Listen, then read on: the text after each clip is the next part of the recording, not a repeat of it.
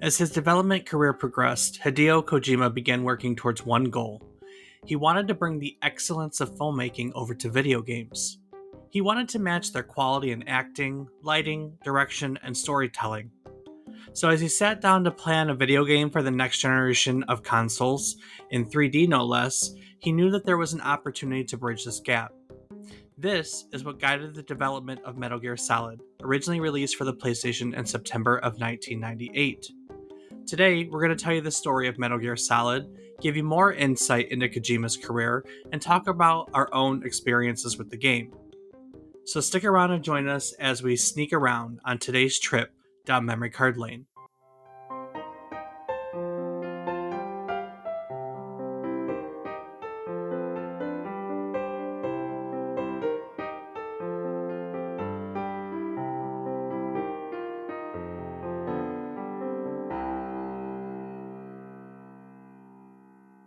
Good morning, good afternoon, and good evening. I hope these words find you well. Hello and welcome to the 158th episode of our video game history podcast, A Trip Down Memory Card Lane. Each week, we're going to tell you a story about one topic relevant to the current week in gaming history. It can be about a game, a console, a person, just whatever I want. I just have to make it relevant to this week. While doing so, we hope to teach you something new about the topic, what it took from the world as its inspiration, or what it gave back to the world in its legacy. Today, we're all going to learn about Metal Gear Solid, the action-adventure stealth game originally released for the PlayStation in September of 1998. I'm David Casson, and as always, I'm joined by my co-host, who has been hiding in boxes his entire life. He's my brother, Rob Casson. Rob, what's the weirdest box you've ever hidden? I'd have to say it was one of those Sterilite containers, like with the lid back on it and everything. Just, and then we would go down the stairs on it too. So you'd stuff it with a blanket and You like did ride it that down too? the stairs. Oh, of course. I love that that's like still a thing. So I left the house when you were what, 6 or 7? About that, yeah. Yeah, so I mean our childhoods really didn't cross a whole lot. And our sister and I used to do that all the time. So it amuses me that like that has always been a thing in our house. So Oh, yeah. Yeah, it didn't stop with you. Rob, it looks like you brought backup. Indeed, I did, Dave. So today we have joining us Pliskin. Pliskin, say hello to everyone. Hello. You can call me Pliskin, or you can call me Snake. No. Well, Snake, as a first-time guest to our show, I have to ask, what is the first gaming memory that you have right off the top of your head? Old, Don't as far back overthink as you it. can think. Yep. Honestly, first gaming memory for me is playing the demo for Metal Gear Solid. I know I played Mario on SNES and things like that, but it's anytime I think of video games, it always goes back to a Metal Gear. Well, very fitting that we'd have you along for this one then, isn't it? Oh, yeah. Awesome. Excellent. What are we playing, Rob? I'll start with you. What are you playing? Well, Dave, this week, Satisfactory, Rocket League, RuneScape. I think that's it. But Nope. a lot of and Tears of the Kingdom was another one. Nope. We played one more game together. Trailmakers, there it is. There you go. So, yeah, quite a lot of games we played together, Dave. Yeah. What about you, Pliskin? What games have you been playing this last week? Last week, just WoW. And then I did download Modern Warfare, but it was updating all day, so pretty much just WoW. World of Warcraft, for people who don't know what WoW is. Which, if you don't, you're living under a rock. Or living a dream. You're living a dream.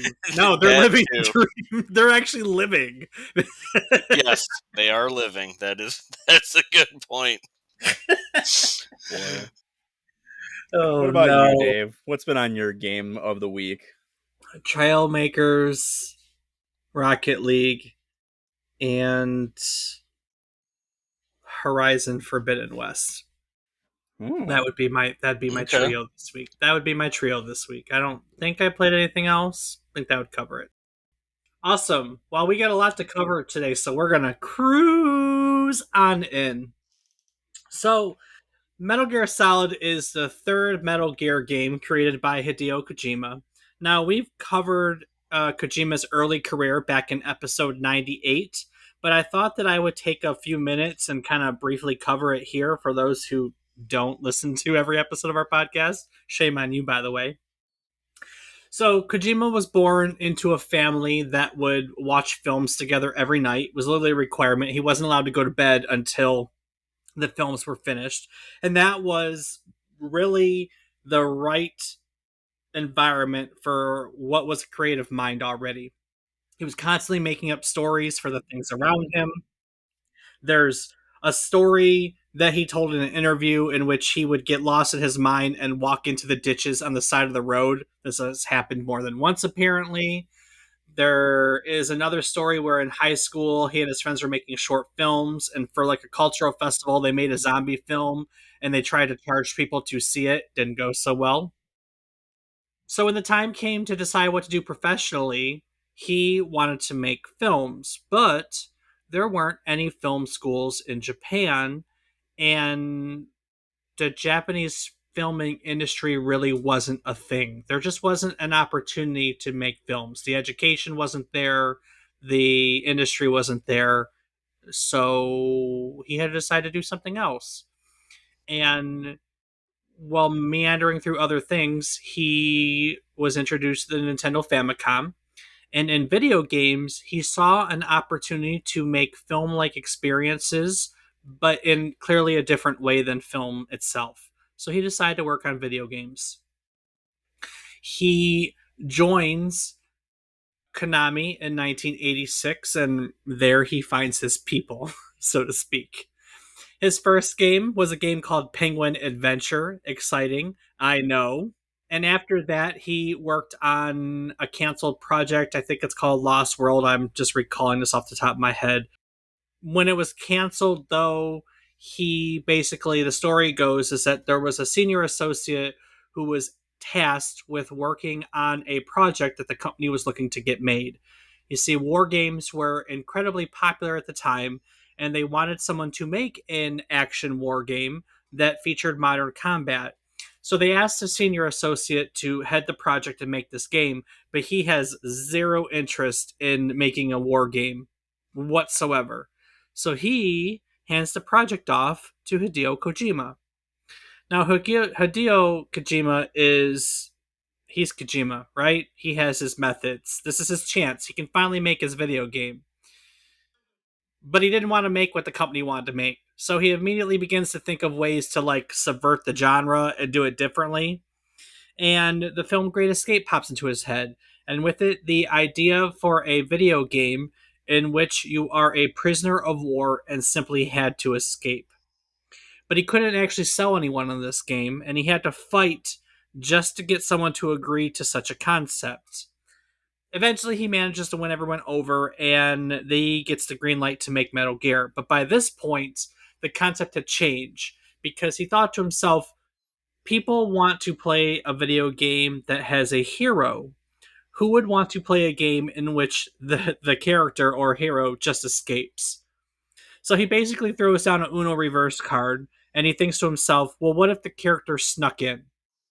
And that, my friends, is how Metal Gear was truly born. That's the beginning of this series. So the team works to create the original Metal Gear, and it gets released on the MX2 computer system in Japan. That's July 13th, 1987. And basically, it does okay. It does okay. They ported Metal Gear and they brought the port over to North America in June of 1988. That we were introduced to Metal Gear, at least myself. And according to Hideo Kojima, that port was developed by another Konami division who was given the source code to his game without the consent of the original team. Now, go back and listen to the story in episode 98. There are various reasons this happened, but the game was notably changed during the porting process. It was changed so much that Kojima has publicly disowned that version of the game and Yep. continues to do so. And but it was successful. So Konami decides that port is going to get a sequel. It was also produced without Kojima's involvement. That was released in North America, April 1990, and it's called Snake's Revenge. Now, while Snake's Revenge was being made, Kojima actually had a friend who was on that development team who let it slip to Kojima that Snake's Revenge was being made. So, in response, Hideo decides that he wants to make a sequel to his own Metal Gear, and he makes Metal Gear 2 Solid Snake. Now, that was released for the MX2 in July of 1990. He originally wanted the sequel to simply be called Solid Snake. He was inspired by Indiana Jones to use just the name of the main character for the title of a sequel. But the marketing geniuses at Konami decided that they wanted to tie it into the first game, which was decently popular, and so it became Metal Gear 2 Solid Snake. So this port is it's basically its own game, is what I'm to understand. Snake's Revenge. Snake's Revenge is yes. Oh, okay. He's talking about the first one. Okay. It can be either one. So the first one is a modified version of Kojima's game, but Snake's Revenge is definitely its own game. Yes. Yeah. Kojima likes it, but it's not his game. But then he does Metal Gear 2 Solid Snake, so wouldn't they technically both be like the second Metal Gear? Like how does No, that work? he's disowned. He's kind of disowned the two Metal Gears North America. They're not canon per se. Yeah. Oh, so he just made them without acknowledging that those existed. Okay, Yeah, that makes yeah, more exactly. sense. Yeah. I mean, he didn't. Yeah, Snake's Revenge. Kojima. He let's get this right. Kojima does like Snake's Revenge. He has called it a decent addition to Metal Gear, but it's not a Metal Gear game. He didn't make it. It's not part Yeah. of his story to tell. Okay, that But that makes he sense now. likes what it did. Well, that's Now neat. Still, Metal Gear 2 Solid Snake really evolved the stealth based like the genre. It improved on what the first Metal Gear did in pretty much every way. It introduced a more complex story. The themes in the game were like the nature of warfare, nuclear proliferation, stuff that has become like the center of the Metal Gear story and universe. It's really considered one of the best 8-bit games ever made. More than one publication puts it up there. So, I mean, Metal Gear 2 was special. And those weren't the only games he made. We talked about it in episode 98, but in 1988, he also made a cyberpunk game called Snatcher, which did fairly well. It was like a graphic adventure set in a cyberpunk universe where he explores some interesting themes. And then after Metal Gear 2, he works on a game called Police Knots. He writes, Police Nuts. yes, Police Knots. So Police Knots is another graphic adventure game. It has a hard science fiction theme. It follows just a little basis of it because I don't know if we'll ever really have a chance to talk about it in itself. Basically, it follows an astronaut who's like recovered in like space after floating in cryosleep. There was like an accident in a space colony, and he basically becomes a detective in L.A. He's sent back to the colony to investigate the murder of his ex-wife, and as he begins the investigation, he kind of uncovers an illegal organ trafficking ring. So it's a pretty interesting story. This is where Kojima really started to evolve some of his quote unquote film like sensibilities. He really wanted the production quality of Police Knots to match a major motion picture, so he created his own scripting engine to give him more creative control over how the game was made. He didn't want to he didn't want games to replace movies, but he wanted to correct what he thought was like a lack of production quality in games. So he basically wanted to take what he felt was an excellence of acting, of lighting, of direction, and storytelling that was found only in filmmaking, and he wanted to match that quality in his video games. In the case of Police Knots, he took creative influences from a lot of places, like American Buddy TV shows. There were social debates in Japan on organ transplant and anti Japanese sentiment. There was a heightened interest in space travel because Japan had sent a man to space in 1990. So he brought all these things together, and it turned into this like game that was a concept of how living in space kind of would affect human society and life, both socially and psychologically. I think that's a good summary. Yeah. It's a, I don't know. Cyberpunk and space are my things, so I enjoy these additions to his library. So Yeah, they were. I've seen bits of it. I've never actually played Police Knots. Obviously, there's a few characters in there that I'm familiar with, but true, yes, I've never actually played it. true. But it does look cool, and I like space themes games as well. Maybe he'll remake them. They're remaking games in his library. You never know. Yep, would be cool. Would be cool. All right. So while Police Knots was in development, Kojima got to work on planning his next title, which he knew was going to be Metal Gear Solid. It was originally going to be a game for the 3DO, but it's so weird saying 3DO. Like it feels weird Yep. saying 3DO every time. But during development, they discontinued the 3DO interactive video game system or whatever the heck they called it. So they shifted production and development of this game to the PlayStation, which, in my opinion, very good thing because I am of the personal belief that if they had brought it out for the 3DO, no one would have probably played this game. Yeah, probably not. The title of the game came early on. Metal Gear Solid was chosen over Metal Gear 3 for various reasons. First of all, he really wanted to separate himself from those crappy Metal Gear games. The Metal Gear games that he did make weren't known outside of Japan, and the Metal Gear games that North American audiences knew were not his games. So he was trying to distinguish himself from all of that. He wanted to use the word solid because, of course, it refers to the series protagonist, Solid Snake. That's kind of a given. And And lastly,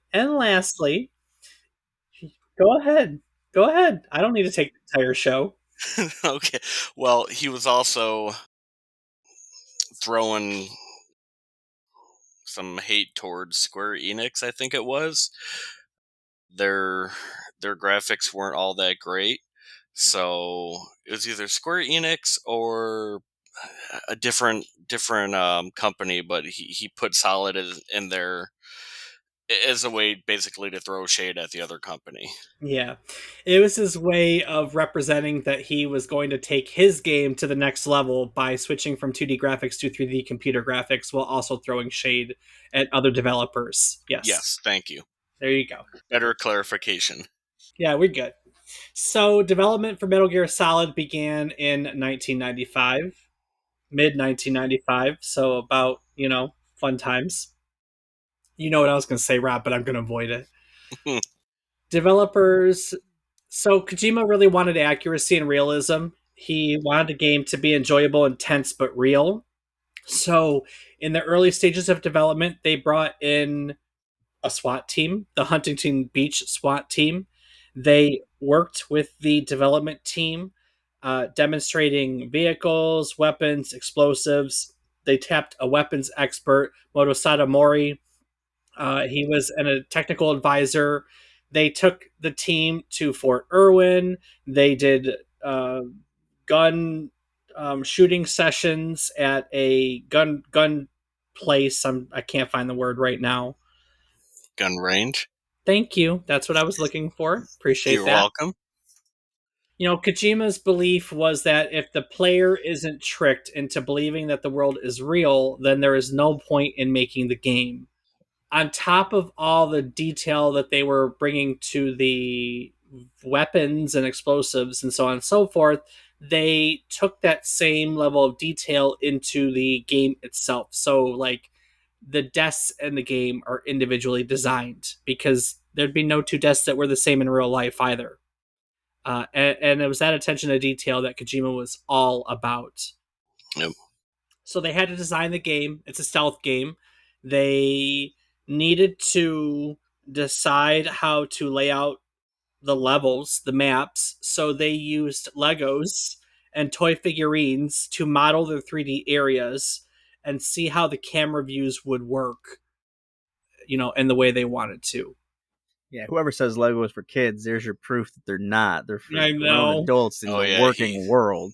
he uses them on a lot of his games, from what I understand. He does. He Oh, does. that's really cool. Well, everybody's different. There are people like that would go to film and actually do like storyboarding.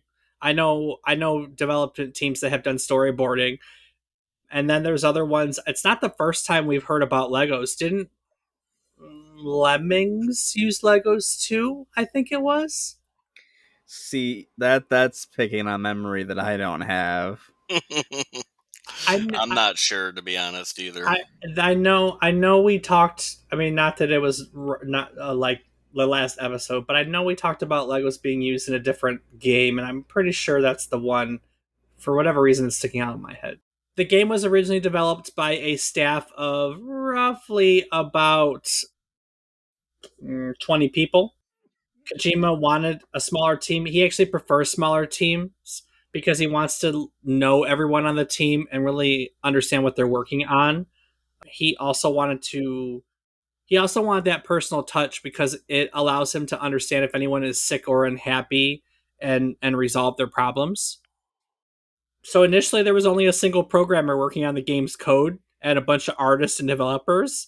The team didn't really expand to like a full-size development team for this scope of game until late 1996. Oh wow. But they worked on Metal Gear. I mean, it wasn't really dramatic. They planned with Legos and everything. They took trips and visited experts to make sure the realism was there, and then they just put their nose to the grindstone and made a video game. Honestly, Yeah, it took him about 3 years, if I'm not mistaken, between start to finish, all the research, and then actually programming and whatnot. yep, that is true. I think Tokyo of '96 or '97 would have been the first time we legitimately saw it. Little fun side note about the voice acting in the game. Mm, The best. I know it's great. So except for David Hayter, who's the voice of Solid Snake, all of the voice cast was credited with pseudonyms because at the David time, Hayter actually was. His pseudonym was Sean Barker from the movie Guyver, and everybody else used the pseudonyms as well because they weren't sure if it was part of the Screen Actors Guild. that is correct. The So rules the rules for video game performances around were unclear for within the SAG, so they all had to use synonyms. So yeah, this game was one of the first games to actually have everything recorded audio wise, like from start to finish. From what I remember, I mean, there may have been other games that had a little bit of talking in it, but this one, everything has talking. So, and that's probably part of why the SAG thing came into play. probably. As an addendum to the video game thing, it wasn't until they remade it, the Twin Snakes remake in 2004, that any of those actors got their actual name credited on the game. Okay, good to know. Hey, Rob, speaking of getting credit for good things, we really should take a moment and talk about Zencaster, huh? You know, you're right, Dave. It's one of those tools that's important for any creative endeavor. That's very true. Before we found Zencaster, we really struggled to just record. It seems like such a basic thing to record a podcast, and as much as it is, it's hard bringing multiple people together. To record a podcast and then sync that audio up and then edit that audio and just do all the things it really takes to produce a podcast week in and week out. Yeah, it's really a lot of extra work to have to produce all of that. And I mean, hell, there's even been times in the past where we've had to re record entire episodes. Yeah, it was miserable back then. But hey, it's not now. No, no, not at all. Not at all. We did a lot of research, and in that research, we found Zencaster. Zencaster is an all in one podcasting platform. It gives you the ability to record, to edit, to analyze, and to monetize your podcast all in one place. It offers studio quality recording, audio up to 16-bit 48K WAV, and you can record videos up to 4K. And it does this in a way that's reliable and secure. And the thing of it is that Zencaster's post production process really takes the headache out of producing the podcast. It automatically sets the right podcast loudness. It'll set the levels. It reduces the background noise. It's got smart filters that lets you get rid of all those oohs, ahs, ums, long pauses. Honestly, it has saves me a lot of time on producing a high quality podcast. And Zencaster is a solid hosting platform for your podcast. There are no caps on your uploads or downloads, so you don't have to worry about being on a daily, weekly, or even monthly schedule. All you have to worry about is producing your high quality content. And they have advanced analytics, so I get to see every detail about all you guys listeners. I can see when you're listening to us, I can see how you're listening to us, I can see who carries on from week to week. um, I, there's some weird stuff in there that we can learn, but I basically have all the data at my fingertips that I need to make the best decisions on how to manage our podcast. And if you're looking to monetize a podcast, Zencaster has a creator network that uses AI to match your show with the right brands that resonate with your audience. Yeah, you don't need 10 websites, 6 different programs, and a notebook to produce your own podcast. Zencaster really makes it easy by providing you all the tools that you need in one easy place. And today, we have a special offer for you. Go to zencaster.com/pricing and use code MemoryCardLane, and you'll get 30% off your first month of any Zencaster paid plan. So if you've been thinking about doing your own podcast, or you're a creator that's simply just looking to streamline your process or improve your process, take it to the next level, I can't stress more how easy Zencaster has made for us. And like Rob said, we have a coupon code. If you go to zencaster.com/pricing and you use the code, it's the name of our podcast, Memory Card Lane, you'll get 30% off the first month of any Zencaster paid plan. It's worth a try, guy. It's really changed the way that we do things. So check Zencaster out. Speaking of taking it to the next level, let's talk Metal Gear Solid. Metal Gear Solid, PlayStation game, 1998. It, I mean, what is it? You're Solid Snake. You're infiltrating a nuclear weapons facility, right? Yes. Yep, you're given nothing. You have no weapons. It's on-site procurement, and you come in by sub, and basically you have to stop who, at the time, you're not sure, but is your brother. Which, Yeah. spoiler alert! Sorry, Whoa, early on. Woo! I know. Should have said something. I think Wait, spoilers after what is this, 15, 25? Oh, God. About Oh, 25 God. years, yeah. Now, if you've actually watched the little videos, like the what are they called? Like the documents of the game, like before you start playing the game, Liquid and Solid both have blonde hair. So to differentiate them from each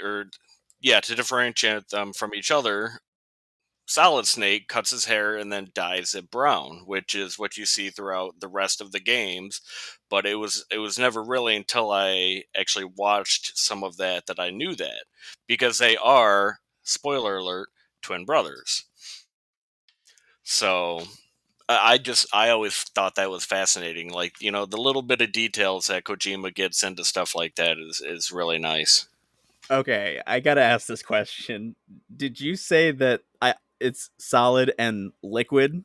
Liquid. Yeah. Yep. And there's one more who shall not be named yet. Nope. No, we're not going to do that. That's way down the Okay, line. so Yes. was there And never anything in translation where someone thought that you could misinterpret Solid Snake and Liquid Snake as terms for Dookie? I mean, come on, guys. Come on. I don't. I never thought about that. Yeah, I never thought about it either. I always thought of it as like a gaseous thing, like solid, liquid. I mean, there's going to be some gas storage. Oh my God. Yes, but nope, never. Woo! Never once thought that. Well, hey, glad to bring that thought into your mind. Yes, now I won't forget it. So yes, so in the game, Solid Snake has to liberate hostages and stop the terrorists from launching a nuclear strike. That's the not giveaway Solid Snake, whatchamacallit. Basically, you have to work your way through a nuclear weapons facility without being detected by enemies. Yep. You famously use a variety of ways to get through your environment. You crawl under objects. You use boxes as cover, which will forever be a cultural thing Yep. because he can hide in a box, and then when we're not looking, he can crawl in said box. He was meant to be in the box. He was meant to be in the box. You can duck, you can hide around walls, you can make noise to distract enemies. You can knock on the walls. Yep, you can knock on the walls. You can find porn in a locker, if I remember correctly. Oh, No, I bet you would remember Was not that. that the that first? one. Not was that the Second one. second one? Yep, Darn. second one. That's okay. But they will. The guards, the AI are actually pretty decent. You they'll notice your footsteps in the snow. They'll hear you walking on metal objects. So you really have to be aware of what you're doing. And even though it's not like an FPS shooter, it's top down still. You can still look forward and see the guards, but now you have the sonar radar, or what's the name of the radar? Soliton radar, and it'll give you the cone of field of what people see, and then a camera. You can see the cameras too. And I said it like that, Rob, because when he walks into the very first one he sees, he's like, a surveillance camera? Like, why would a nuclear disposal facility have such a thing? It's the Yeah, weirdest thing. who would have thunk that? Yeah. Yeah, What? who would Come put on. cameras at a building like that? Security? Nah, let anyone out. Who needs to record? Right. It's on an island. Some secret agent guy this Solid Snake is and his liquid Yes. brother. Well, it's all like David said, he's making a movie that you're playing. Yeah, That's what Kojima does. 100%. That is. So this was one of the first games that rendered its cinematic cutscenes in the in-game engine, and one of the earliest games that is completely voice acted throughout the game. It was to teenage me, because it would have been teenage me at the time. It would have been what, 14? Mind blowing. This is one of Mm-hmm. those. This is one of those games that like took it to a different level, for sure. Oh yeah. Because it was like watching a movie, and I had never ever ever seen a game like it. We had dabbled up until that point, like Resident Evil gets some of it, a couple years earlier, Right. which starts that. And what else did we have in there that gave us the Final Fantasy VII? Would have been a year earlier, which was even closer. Like we got some of that with Final Fantasy VII with the fucking amazing 3D cutscenes, but they were CGI like in themselves, right? And what Metal Mm-hmm. Gear Solid did is Metal Gear Solid did all the cutscenes and everything in the game engine, so it didn't just take you out of the video game experience. Like you got to experience the story and the game in one unified experience, and it was, yeah, it was Oh, one it of was those. phenomenal. It was one of those games that just like definitely sticks out. I don't like stealth. We talk about this on the podcast a lot. I can't stand stealth games. I don't have the patience for stealth games. But Mm-hmm. this is one that I actually did play through. This is one that I played through more than once, actually. It's great. Yeah. I when I first started gaming, same thing. I was never big into stealth, and after playing this, the first couple times I played it, I'll admit I didn't play it stealthily. I went through and just killed everybody I could. I didn't know you had to be stealthy. I knew you could, but I was like, well, shooting this guy seems easier, so let's just shoot him. And then as I got older and started playing the other games, I went back and I'm like, okay, let's try to, you know, not kill everybody and let's just be as stealthy as possible. And the cutscenes, it's funny because when you think about it, the cutscenes make the game feel a little bit longer in a way, but not really because they are pretty fluid to the game. Yeah. But GameSpot actually criticized the game by saying it was too short and there weren't enough cutscenes. So I guess Kojima must have seen that and just ramped it up every single time, except the Phantom Pain ones. But I don't. Anyway, we'll avoid that topic. Yeah. Sounds like they The left the phantom pain with you there. yes, yes, Really, really, really. You pulled up the Wikipedia entry and you're just looking at the other titles in the series, huh? No, he just said it. He literally just said it. I'm Dave. just messing with you. It's funny too because like I don't know. I mean, we can dabble in the other games, but like chronologically, this is like smack dab in the middle of everything. yeah, yep, right in the middle. Not really timeline wise, but game wise, yeah. Yeah, yeah, yeah. Well, timeline wise, it's getting to be towards the end. Yes, it Yeah, is towards the end timeline wise, but yeah, yeah. that's only because Kojima wanted a birthday on his or a game on his birthday. So, but It's funny because they did Metal Gear Solid, and then they proceeded to just go back. That's it. yeah, Every so many, all the mains are before this one, basically. No, Sons of Liberty's after. yep, Sons of Liberty, and then MGS4, and then nope, sorry, Sons of Liberty, then 3, then 4, which is technically the Yeah, last. Spoiler alert: the the last, last right. Metal Yep. Gear. But then yeah, Phantom Pain and a lot of them, like Peace Peace Walker, Walker. Yep, Snake Eater and yeah, Snake Eater. They all take place between the before. 60s and 80s. Yep. So they go all over the place. So Yeah. Oh, yeah. That's why it's hard to talk about the lore of the game without skipping back to one game or even going forward to another game because they'll retcon certain things. yep, yeah, for sure. Okay, so it's a great game. I don't know what else to say about the game itself before I kind of move on a little bit. It's fantastic. It is commonly referred to as one of the greatest video games of all time. It, in my opinion, has earned its place. It's got like a 94 aggregate rating on Metacritic, so people love it. Yeah. And like I It's said, popularized the stealth genre for sure, and definitely the in-game engine cutscenes and the voice acting became a standard by which, I mean, let's be honest, every other game had to be held to at that point. So, oh yeah. Yep.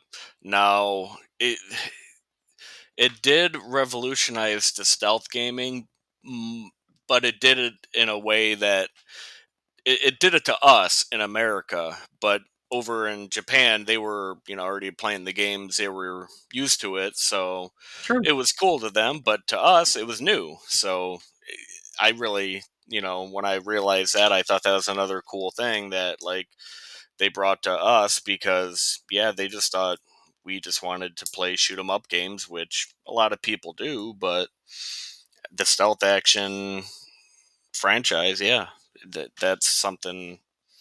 That's something I'm glad Kojima did bring to the Americas. I completely agree. What do you feel about that, Rob? It's a game series that exists and is clearly popular. Thank you for your stunning opinion. Hey man, this is the reason that I bring on the guys like you who understand and know this topic well enough to go to bat with Dave, who does all of this research. Because honestly, like I've seen the game, I have some friends that have played it and talked. The majority of my information about Snake is what occurs in Super Smash Melee.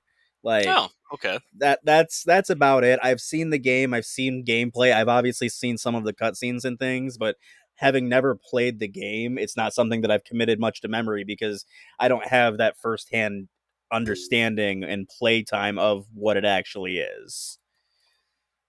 But I do respect it as a game series because I understand that it was very imperative in what was done, and like I know having played games like Splinter Cell, that wouldn't have happened without games like Metal Gear and Metal Gear Right. Solid. Yep. Well, and Kojima took what he wanted to do, like make film like games, and like this is the one. Like he kind of dabbled with it, and then when he got here, the PlayStation could make 3D games. Like this is for me, this is the first one that's like legitimately a contender for that concept in his library. So Yeah. it had the cutscenes, it had a great story, the soundtrack is banging, it has cinematic music during the cutscenes, and the music Hmm. that's played in game is like hits the strings at all the right moments to give you that the tense feeling. Yep. So I mean, they brought it all together. He brought it all together with Metal Gear Solid. Like this is a fantastic game for sure. For Now, speaking of the music, I don't know. You may know this, David, uh, but I just recently found this out that the soundtrack to the original Solid, Metal Gear Solid, and then Metal Gear Solid 2 Sons of Liberty, while Sons of 2 is a little bit different, it's actually very similar to a Russian play that came out in the late 50s or early 60s, something like that. So, to avoid either being sued or I don't know, having to pay royalties, that's they changed up the music for 4, like 100%. huh, So if you noticed a difference from, th- 3, obviously, even Snake Eater, it's completely different for that reason because he Kojima was on recording, he was listening to the music and he thought, man, somebody really did a good job recreating our soundtrack. And then his colleague looked at him and goes, no, this is from, the 50s. And he's like, oh, interesting. Wow. That's nope. Can't say I've ever tripped on that little bit of trivia. That's a fun one. So yeah, that's a fun little fact. Like I said, and I just found that one out a couple days ago. When I heard that, I was like, oh, wow. Okay, no wonder there's a big difference. for sure. There were different releases of Metal Gear Solid, so I thought we would talk about those for a moment. Yeah, Japan got a version, what, 6, 7, 8 months later in June of '99 called Integral. yep, It's basically, what are some of the changes? They added the English dub voices, yep, so people in Japan could play it with our voiceovers. They have alternate outfits for some of the characters. There was a mm-hmm, very easy difficulty where you could play with a submachine gun and infinite ammo, so you could play it as a shoot 'em up. yep. There was a different codec frequency that had commentary from the development team, which is really cool. So There was one, it was just on the tip of my tongue, and the then torture event and the VR disc. That's the the other difference. VR. Yep, I was Yeah, gonna say the VR. yeah. The torture. What's different about that? I don't remember off the It top of was my it head. was made easier in the mode, reduce the number of rounds to 3 per session instead of 5, which was on the original. There was 5 in the torture event, so Okay. they reduced it. So the VR disc is training. In the integral version, there are over 300 VR missions, which were basically all like sneaking, like little puzzles, like how to be stealthy type deal. So Yep. Yeah, they were. I never really played them, but they were pretty interesting. But again, when I was playing it, I was young too, so all I wanted to do was shoot stuff and shoot the people, the genome soldiers. yeah, Now, which we didn't get into that yet. The genome soldiers and the injections and No, any no. of that, and I don't know if you wanted to or not. I wasn't I wasn't prepared for someone who knows so much about this. I'm gonna be honest with you. I played Metal Gear Solid and Metal Gear Solid 2. And then Hmm. about Metal Gear Solid 3, I kind of really fell off the franchise. Hmm. And I played through 3. I've never really picked up 4 or 5. Okay. I have tried to play 4 and haven't, and I've never even made an attempt at Phantom Pain. I won't do Phantom Pain. I will I not. I don't I yeah, I know. Yeah, I know. I don't know why, because I really enjoyed was the second one, Sons of Liberty, right? Sons of Liberty. Yep, that I one. I really enjoyed, but the story is like way out there. Like, I mean, like he goes. I don't even know. I don't even know how to describe Yeah, it. it's Orwellian in a way in two, but he also replicates one. And another thing, I mentioned this to Rob, and I don't know if he mentioned it to you, but Metal Gear Solid and Metal Gear Solid 2 Sons of Liberty are both based off of Escape from New York and Mhm. Escape from LA from John Carpenter, Right. which the character's name is Iroquois Pliskin, and that's where he gets the name in Sons of Liberty, Pliskin, because when he infiltrates the Big Shell, he runs into Raiden, and he's like, "Who are you?" Which he should have known, but he's like, "Oh, well, I can't tell you I'm Solid Snake, so I just made up something on the spot." But that's where he gets his name, and they actually they wanted him to have an eye patch in the first in Metal Gear Solid, but they thought it wouldn't work. I can't remember, but he when I say Kojima liked a lot of action movies, so that's where he got the bandana from like the Rambo series. He got the physique of Jean Claude Van Damme, but then they gave him the face of shit. Who is it? The weird guy from Joe Dirt, who's the gangster guy who goes into custody. What's his name? Oh God. I had this somewhere in my notes, and I can't remember it for the life of me either. Christopher Walken. Yeah, Christopher Walken. Yeah, so they gave him a body of Jean Claude Van Damme and then the face of Christopher Walken, which, I mean, with 800 polygons, it's not really noticeable.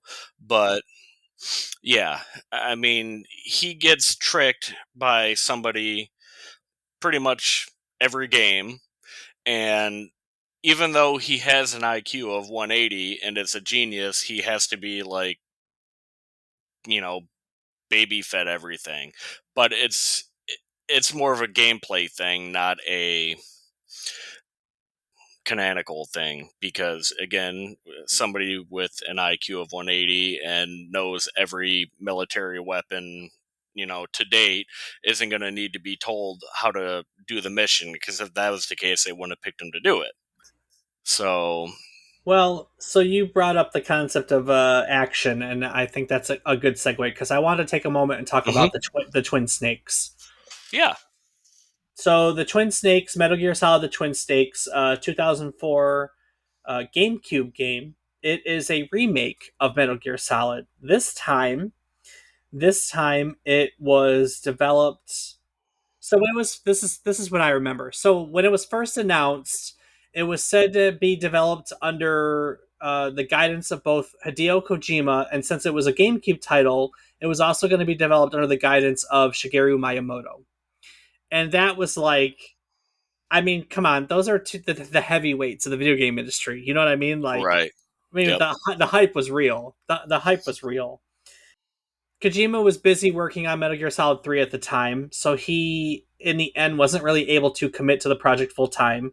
So Hmm. he wanted Miyamoto and Iwata of Nintendo to let Silicon Knights take the Yep. helm because he was a fan of Silicon Knights' work. Silicon Knights had just gotten done doing Eternal Darkness, Sandy's Requiem, which was fantastic, and Kojima was a fan. So basically, Miyamoto and Iwata approached him in the Nintendo cafeteria. He was there because he had just finished Eternal Darkness, which was a GameCube game, and he asked Silicon Knights to work on Twin Snakes, so they agreed. Now, what can we say about the Twin Snakes? It has graphical improvements. It has new cutscenes that were written and directed by Kitamura, which is a film director. Do we know anything of Kitamura? Anyone? I've heard the name. I don't know what movies he's done. So recently, have you ever seen Midnight Meat Train? No. No. Dave, I don't want to know what you're looking up at night. How about Sky High? Oh, yeah, I've seen that one. No, I don't Sounds think you have. familiar. I don't think you have. That's okay. All right, you've Oh, it's never not seen that Sky High? Mid- No, Midnight the Meat. one with the superhero kids. No, it's not that Sky High. It's not that Oh, Sky okay. High. Midnight Meat Train has it's got Bradley Cooper, Leslie Bibb. It's got like a whole bunch of freaking. It's fantastic. You should watch it. Anyway, I'll have to uh, check it out. so basically, it has new cutscenes directed by an actual filmmaker. It's got graphical improvements, and they kind of brought the gameplay of Metal Gear Solid 2 over to Metal Gear Solid. Is Yep. the is the best way to do it. It has a lot of bullet time effect because the Matrix was super popular at the time. Mm-hmm. So a lot of the cutscenes, that's actually one of the criticisms of the game typically too, is it has a lot of bullet time effects in it. Yeah, they're overly dramatic on the cutscenes. Like But they yeah, took good cutscenes and made some of them a little ridiculous. but like we said, all the English actors got credit finally. They actually came and they re-recorded Yep. the Twin Snakes, and that's when they got credit for their work as the Metal Gear Now, do you Solid. know why they had to redo I don't the voiceover? know. I Well, when they did one or Metal Gear Solid, they rented a beach house in California, and all the voice actors came in and they did their thing, and they were there a couple of weeks. And when they ported it over or upgraded all the audio, you could hear cars in the background, and the garbage trucks picking up garbage and people honking the horn, and because the technology just advanced from 97, 98 to 2004, they couldn't use it. So that's why some of the audio actually is different. It's not the same audio. It's very similar, but if you listen to it, side by side, like Vulcan Raven may say something and then in one, and then it's completely different in the Twin Snakes. Yeah. Yes. So as it goes, the original wasn't recorded in a soundproof studio, so they couldn't use it. So that's simple. Yep, that's Um, simple. that's simple. I like the story about the beach house though. That it's fascinating. I didn't I'd know. love to be at a beach house. That'd be cool. I didn't Yeah, know I that. think it would. I didn't know that. But yeah. So we got Metal Gear Solid. Also took away the Psycho Mantis deal, which was sad. Yeah, now there is actually another way other than plugging it into the controller port too. If you shoot the Wait. head, You have to go back for a second because that was one of my favorite things, a favorite moment from the So series. cool. Tell Rob, do No, you I know? know that one. Yes. All right, so okay. tell the listeners about that fight and the catch to it. For those of you who don't know, and I've never actually done it, but you shoot the heads of all the figurines that are there, and that'll take down his psychic barrier, if I'm not mistaken, and Mhm. then you're able to actually shoot him to Yes. take him down. So what was the deal with the second controller? The second controller was, in Kojima's words, like a big brother, little brother thing. And I don't get the understanding behind it, but I guess, I guess Psycho Mantis was the big brother, and he couldn't use, or he only used controller one, so you being the little brother had to use controller two. So that's why they switched over. He couldn't quote unquote read your mind. Now, one thing about that fight at the time that took me as a young child by surprise, and I loved it, was when he started sending the energy pulses at you, and he's like, "Put the remote on the floor," and then it started vibrating and freaking out. I was like, "Holy shit! It's how does he do that?" It was like so magical at the time. If you did it now, it'd be like, okay, cool, it's vibrating. But that was a thing back then. It was new. Yeah, okay. So the way it goes is you have a battle with this character named Psycho Mantis to kind of elaborate, and he can read your mind. And the way to beat him was you had to use a controller plugged into the second controller port because when you did so, he wasn't able to read your mind. And that Yep. is legitimately how you would beat that boss, which is like, holy shit. I mean, like for real. Like Yep. how creative how creative is that? Like it was the coolest thing ever. So Yeah, it was pretty cool because I never would have known that. And then I want to say I either talked to somebody at school and they were like, "Oh, just change it to controller port number 2," and then I did it. I'm like, "Wow, okay, yeah. nice." Yeah. Yeah, it was a really nice touch, and it was fantastic. So, side note, before going on, since we're on the topic of remakes, we've got a Master Collection coming soon. Mm-hmm. They're Another based master collection. another Master Collection, but this one is going to be like Switch and PS5 and Xbox Series. It'll be Yep. the first time that the original version of the game, the non Twin Snakes game, has ever appeared on a Nintendo platform. So, and the first release of any version of the game on an Xbox platform. Yeah. Oh shit. So we're getting it. It's going to be based on the Integral re-release. So we'll get that one, and a whole bunch of other fun stuff is going to be included with it, like concept art and development anecdotes and all sorts of fun stuff. That comes in October, I think. I think I think October. so. Yeah. Real quick, because we're bumping up against the time clock. Let's talk about some of the Yep. other fun stuff. Other fun stuff, like the fact that there was a radio drama that was produced of this game in Japan. It basically had, 12 episodes released on it. It's on a 2-volume series, and basically it's set after the events of the game, and it's like some of the characters that are pursuing missions in hostile third world nations, basically.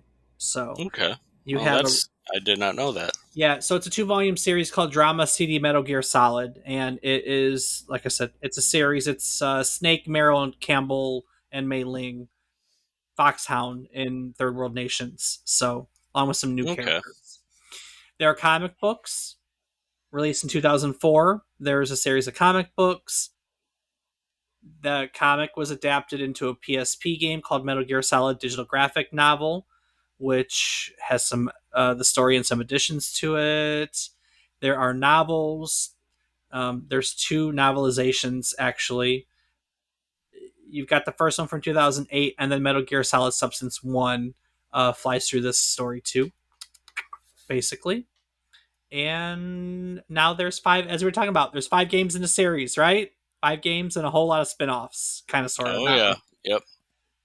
Yep. The Metal Gear Solid series is a powerhouse. It's a powerhouse. It's Now, still going, it's still so that going, should say something. which we're getting Metal Gear Solid Delta Snake Eater. Konami's working on a remake of Metal Gear Solid 3. But I'm going to go back to the sentiment. So you Hmm. said that you're never going to do Phantom Pain. Yes. Why? Well, it's very short. The 2 series, the Phantom Pain, and then the one that comes after, whatever it is or whatever order, they're both very short, and then you just replay a lot of the missions. Secondly, Kiefer Sutherland is not David Hayter, No. and he has like 30 lines throughout the whole game. I mean, to me, Big Boss and Solid Snake is David Hayter, and he admits that. And he's played every one of the games except those 2, and I don't blame him. And he had to interview for every or audition for every single game after one because Kojima wanted to get rid of him to quote unquote get somebody more famous, but they couldn't. People kept wanting David Hayter, so I guess he made an executive decision on Phantom Pain and the other one, and yeah, David Hayter was gone. I'm not going to lie, that was not the answer I was expecting from you. What was the answer you were expecting? Well, the Phantom Pain was smack dab in the middle of the Konami Kojima dispute. Mm-hmm. I thought that maybe you were going to take the moral high ground because because Kojima's not with Konami anymore. Oh no, no, nope. I side with David Hayter. Like he's even made comments in the past that Kojima would like he'd say, "Hey, how's it going?" and Kojima would just ignore him. He'd just be like, "Hey," and then walk away. It's like, wow, you shouldn't really do that to like the dude who made who helped make you famous. But I mean, and same thing with four, which I know we're getting a little off track, but the only reason the Beauty and the Beast core was supermodels was because he wanted to hang out with supermodels and Yeah, see I know. supermodels naked, and he wanted them naked the Yeah. whole time when you fight them. Which I mean, I could see that. I wouldn't Yeah. mind that, but yeah. Yeah. Yeah. Yeah, so when the Phantom Pain came out, Kojima and Konami weren't on good terms. In fact, I think this is the one where it was nominated for a Game Developer of the Year award, like Kojima Productions was nominated, and Yep. Kojima wasn't allowed to go because Konami lawyers blocked him. Mm-hmm. And so that's when Kiefer Sutherland had to accept the award on his behalf. So Konami closed down Konami Productions as an internal Konami studio. Was it later that year? Later that same year is when Kojima announced that he was going to reform Konami Productions as an independent studio with Sony, and now we have the Kojima Productions we have today that has been making the Death Stranding series. They are currently working on Death Stranding 2. Is there any pee fetishes in that game? Like like in Metal Gear? Not that I remember. No, Okay. no. Well, I He, mean, and he's a weird dude. I'm not gonna even pretend that he's not a weird it might dude. be a Japanese thing, it might be a cultural thing, but I mean, you get let's see, you get peed on by the dogs if you do it right when you're following Meryl through the caverns with the wolves. Oh, Meryl Let's see, what's the other one? A guard? Does a guard? P. Yeah, Yeah, I know. Yeah, I was gonna say, but a guard doesn't pee on you. That's two. yeah, But there's something else. But yeah, no, he's got some weird fetishes. yeah. Well, I mean, all the good ones have it. Yeah, Tarantino has his foot fetish, and Kojima has his pee fetish. So yeah, we're okay. They're allowed. that's true. All the creative minds have to have an outlet, I guess. So Yeah, you have to have an outlet, I guess. And yeah, that's Metal Gear Solid. I Great the game. boss. I was gonna say the boss fights were really amazing to me. Good lord. I was gonna say they were all different and they were all special in their own way. And if you think about it, a lot of them you had to do twice. Like you fought Vulcan Raven twice. You fought Yep. him in the tank, which even he says that's not a true battle. Right. And then you got to fight him not hand to hand, but when you fight Cyborg Ninja, if you try to fight him with weapons, he just mocks you the whole time. And then once you put him away, he says, "Yeah, hand to hand combat, the purest form of combat," or whatever he says, and it's where combat started was people punching and kicking each other. So I think you only fight him once, but then Sniper Wolf, you fight her twice. The first time was when you had to get the PSG-1 after she shoots Meryl. Then you fight her before you enter the hangar out in the field. And then Liquid, you fight Liquid twice. Once on top of Metal Gear Rex. And then the second time leaving the tunnel. Let's see.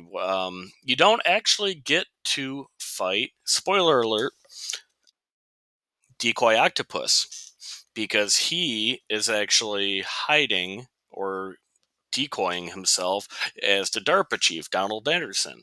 And it took me for the longest time, like a couple of playthroughs. I'm like, wait a second, I never fought Decoy Octopus. And then it finally clicked because I wasn't watching the cutscenes. Like, hey, okay, Decoy Octopus is Donald Anderson. That makes a lot of sense. He's the DARPA chief. Oh, and then Ocelot, Revolver Ocelot. You Revolver don't Ocelot. I fight love him Revolver Ocelot. twice. The I love. He's the only character who's in every single Metal Gear. Because obviously in Snake Eater, you're playing as Big Boss, so that's not Solid Snake. But you still have Revolver Ocelot, at that point in time he was just Ocelot because he didn't pick up the revolver yet until Big Boss made fun of him for his piss poor shooting techniques. But I digress. Yeah, all the boss fights were phenomenal. They were all different. Having to use, diazepam for the sniper fights to steady yourself, that was great. I mean, you could try to wing it and sometimes do okay, but if you didn't have those, you were pretty much screwed. You'd end up dead. Absolutely. This is an easy recommendation, especially since you're about to get a like modern release of it in Hmm. 1 month, roughly, a Yep. little over a month, at the time of the publication of this. So honestly, if you've never had a chance to go back and play this, this is something I would highly recommend. It is such an important game that came at such an important like point in video game history for the progression of cinematic storytelling in video games. It's hard not to recommend this if you've never had an opportunity to play it. So, It's like the apocalypse now of video games, or really, should I say, Full Metal Jacket, because at the true nature of the game, it is an anti-war game. Even though you're at war throughout the whole time, it's anti-war, and that's the message it's trying to send: is we're trying to end war.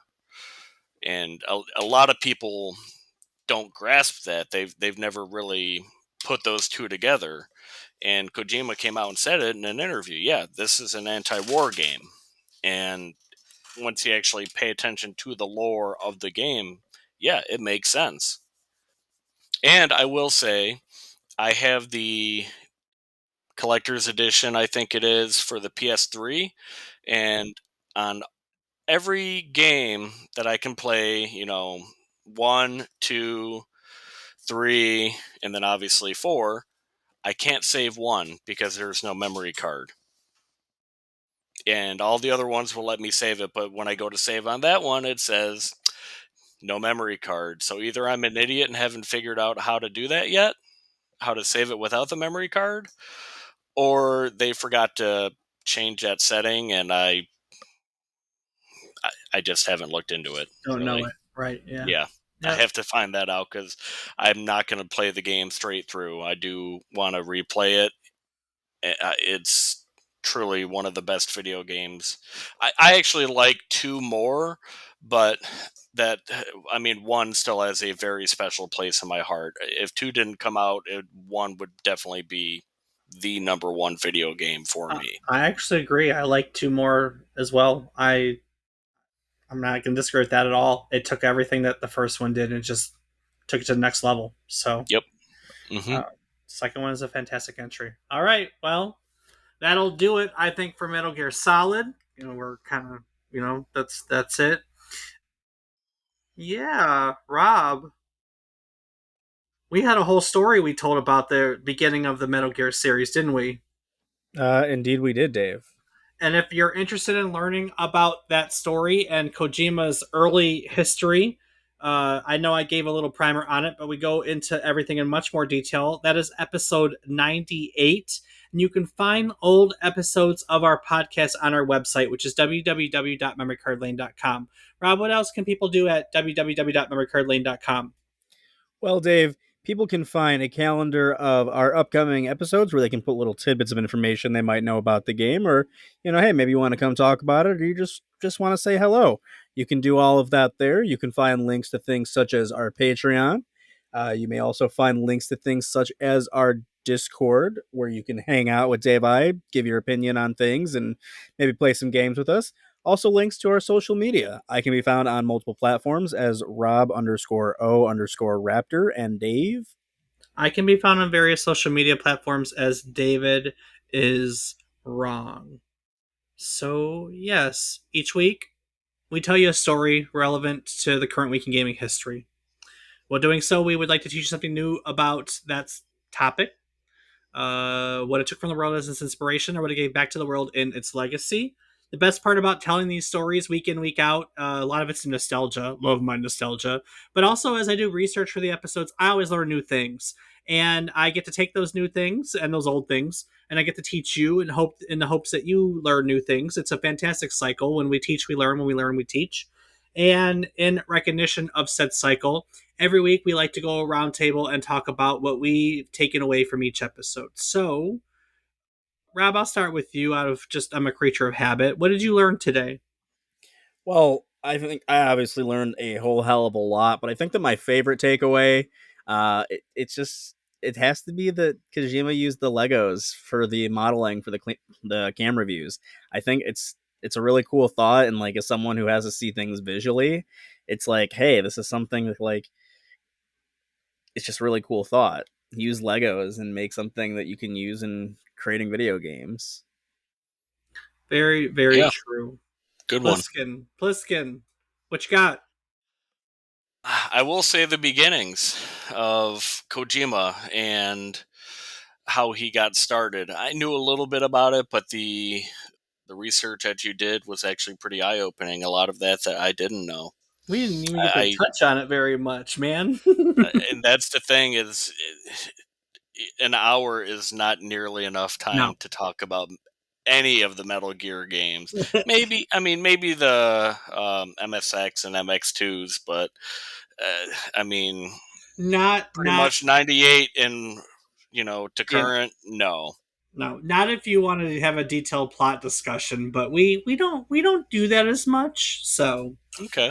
we don't do that as But yep, much. that would be the thing because I focus on solid and to current. That is clearly obvious. You would school me on the lore for sure. So, well, thank you. It's always fun having people that are passionate about these video games join us. So I just want to say thank you for joining us. Appreciated I appreciate the enthusiasm for sure. Oh, no problem. Thank you for inviting me. I was glad to be here. Dave, what's your big takeaway from today's episode? What is my big takeaway from today's episode? I don't know what I learned today off the top of my head. Oh, I didn't know that they designed the game with Legos. That was fun. I know that you use wow, that, but original. yeah, I know. I don't know, man. I mean that most of this one I did actually know. I look, when this came out, it was mind blowing, and up until for longest time that never changed for me. I may have drifted away from the series, but like when the Twin Snakes was released, I was stoked. I was super excited. And every time we got a new release of it, we learned a little bit more, and the internet became more of a thing, so we learned more. Yep. So a lot of this story wasn't as new for me, but it's always fun to review it. And I don't think I remembered that aspect of it, or the fact that there was only a single programmer working on the game's code for like the first year and a half of development. So but this one's a lot of fun. I really like Metal Gear Solid. I think people should play it. Absolutely agree. I also did not know there was a Japanese radio drama until I did the research. I'll give you that one. There we go. All right, Rob. Now, before I take it out of here, what would you like to add to today's episode? Well, Dave, first off, I do want to say a special thanks, Pliskin, for joining us. It's been fantastic. I hope that you had a great time. And Absolutely. thank you. Thank you. And also, as always, I do have to say thank you to all of those who are listening. We hope that we bring a little bit of joy, knowledge, and enthusiasm into your life like we do for all of us. And if not, well, then that sucks. So there you go. That sucks, and Fair. frankly, I don't care. I mean, give us feedback so we can be better. Boo hoo. I look. I don't know. I don't think we do a bad job anymore. I think in the beginning it was definitely questionable, but nowadays we kind of have this down like riding a bike. So yeah, and at this point, my stance on it is you either like our presentation, like, or you don't. It's that simple. So Yeah, uh, I liked it. good. I appreciate that.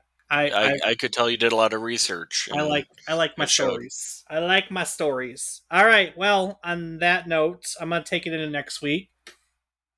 We're not going to be straying from the best video games of all time. Next week, we're going to be right there again looking at yet another one. We're going to be looking at one of the best selling games of all time. It has sold more than 58 million copies worldwide. It's not WoW, just to be clear, because WoW is definitely at the top of that list.